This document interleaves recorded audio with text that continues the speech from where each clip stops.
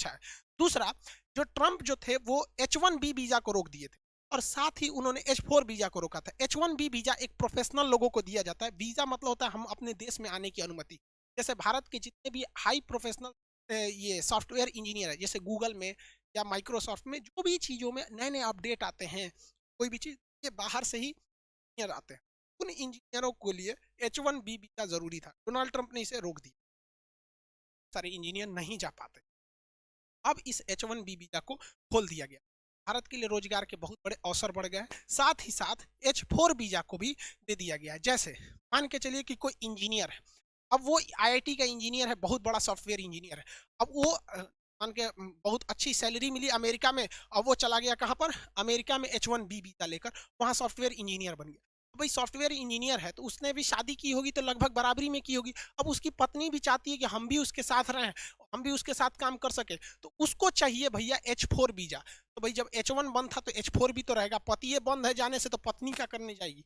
ये दोनों वीजा को चालू कर दिया गया। अब दोनों मियाँ बीवी जाएगा सब कहाँ, अमेरिका में, खूब अच्छा कमाएगा सब, भारत में भेजेगा सर। कितना खाएगा सर, तुम लोग खाओ, भारत में भेजो, एक नंबर भारत में पैसा। इसी वजह से तो हमारी इकोनॉमी बड़ी जल्दी ठीक हो जाती है। देखते हैं माइनस में गई थी, फिर टन आ गई हमारी इकोनॉमी। हमारी इकोनॉमी हाथी है, धीरे चलती है लेकिन एकदम बैलेंस चलती है, मस्त अपने से। वहीं चीन को देखिएगा तो चीन की दीवानगी सर चढ़ के नाच रही थी, किसके ऊपर, श्रीलंका को। उसको लग रहा था कि हमको नए अब्बू मिल गए, सब माथा ठंडा गया। उसने हम्बन टोटा बंदरगाह को बनाने के लिए कर्जा लिया था चीन से।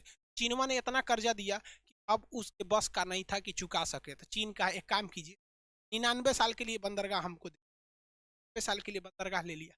अब भारत के लिए सरदर्द ये हो गया कि उसकी पनडुब्बी आके यहाँ पर रुक जाती है, डॉक कर जाती है, पेट्रोल भर लेती है, डीजल भर लेती है। भारत ने इसका विरोध किया तो श्रीलंका ने कहा ठीक है हम नहीं करने देंगे, ठीक है जाइए। लेकिन फिर भी देखिए, अगर 99 साल का लीज है वहां रोकिए देगा। तो भारत सरकार ने क्या किया, जापान के सहयोग से इसी हम्बन टोटा के बगल में कोलंबो बंदरगाह को डेवलप कर रहा है। अब कोलंबो बंदरगाह यहाँ डेवलप कर रहा है। चाइना ने कहा कि श्रीलंका से, ऐ श्रीलंका, अरे हम हम्बन टोटा बनेबे किए हैं, कोलंबो भी हम ही बना देते हैं। तो देखिए, जो महिंद्रा राजपक्षे एक वक्त था जब भारत से दुश्मनी लेते थे और कहते थे कि चाइना हमारा साथी है, एक बार जब लात पड़ा उनको ना हम्बन टोटा बंदरगाह में तो मन ठंडा गया। कहा कि भारत वाले ही सही हैं, इनको दुश्मनी में भी इंसानियत आती है।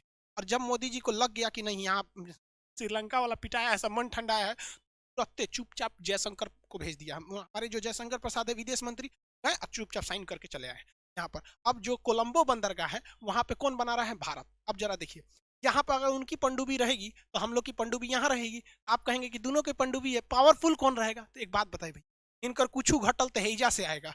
हम लोग सचुरा लुंगी पहन के चल देगा लोग, यहाँ पे साउथ में लुंगी बहुत चलता है यहाँ पर, तो यहाँ पर उसको बहुत बड़ा घाटा लगने वाला। और बाकी दुनिया को भी श्रीलंका से सीखना चाहिए कि चीन जो कर्जा दे रहा है एक दिन बर्बाद करेगा। सबसे अच्छा एग्जाम्पल आपका श्रीलंका और पाकिस्तान। और हम भारत वाले भैया वसुधैव कुटुंबकम, दुश्मनी में भी इंसानियत रखते हैं। खैर मोदी जी को भी सोचना चाहिए, जो मिडिल ईस्ट में हो रहा है इसका भरपूर फायदा उठाए।